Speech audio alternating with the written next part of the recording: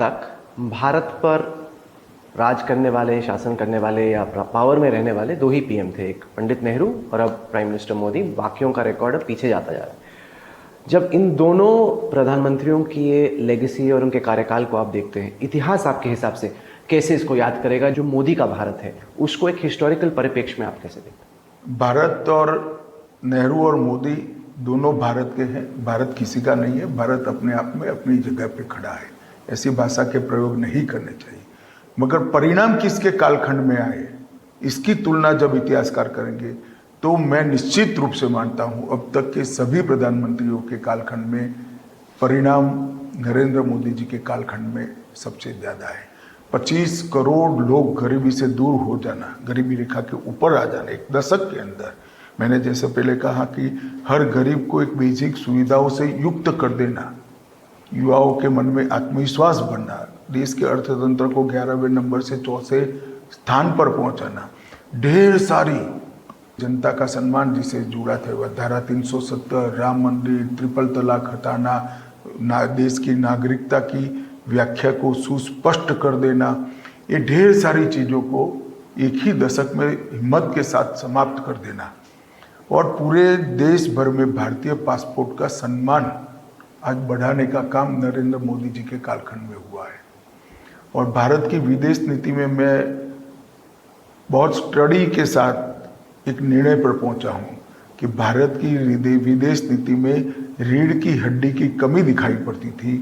भारत की विदेश नीति में रीढ़ की हड्डी डालने का काम नरेंद्र मोदी जी ने किया है। सर, चूंकि प्रधानमंत्री मोदी के लीडरशिप स्टाइल की चर्चा हो रही है, मैं चाहता हूं कि आप दर्शकों को बताएं कि कैबिनेट हो या जब वो मीटिंग लेते हैं तो वो कैसा होता है? क्योंकि बाहर धारणा ये रहती है कि प्रधानमंत्री मोदी बहुत सख्त हैं और सब उनसे बहुत डरते हैं। क्या लोग बोल पाते हैं खुल के पीएम के सामने या डर डर के ही बोलते हैं कैबिनेट के अंदर? या देखिए, ये छवि जो बनी है काफी लोगों को अच्छी नहीं लगती, मुझे कमोबेश अच्छी ही लगती है। परंतु नरेंद्र मोदी जी बहुत अच्छे लिसनर है। मैं कई बार बता चुका हूं, फिर से बताना चाहता हूं। मैंने उनसे धैर्यवान लिसनर, सुनने वाला देखा नहीं है।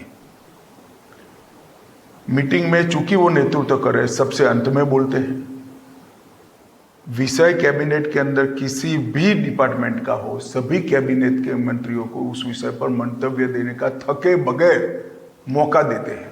कई बार तो साथियों को भी देखा है, भाई हो गया बस, अब कितना चर्चा करेंगे।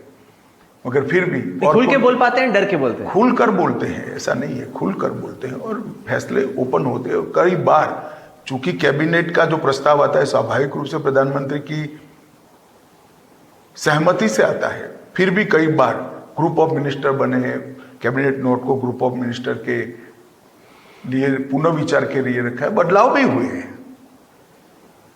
ये विपक्ष नेता जो कहे वो, हमारे सभी महत्वपूर्ण बदलाव में हमने पार्लियामेंट की ज्वाइंट कमेटी या स्टैंडिंग कमेटी में बिलों को भेजा है। चाहे 3 कानूनों की बात हो, चाहे इनकम टैक्स परिवर्तन की बात हो, चाहे अभी जो हम संविधान का 130वां सुधार लेकर आ रहे हैं इसकी बात हो, हर बिलों को हमने पार्लियामेंट की स्टैंडिंग कमेटी या तो ज्वाइंट कमेटी ऑफ दोनों सदनों की ज्वाइंट कमेटी के सामने भेजा है। तो विचार विमर्श होता है। विचार विमर्श के आधार पर एक बहुत मैच्योर फैसले होते हैं और फैसले लेने के बाद भी अगर उसमें बदलाव करना जरूरी है तो बदलाव करते हुए भी मैंने मोदी जी को कभी झिझकते हुए नहीं देखा है, क्योंकि सबसे ऊपर देश का हित और देश की जनता की सुविधाएं होती हैं।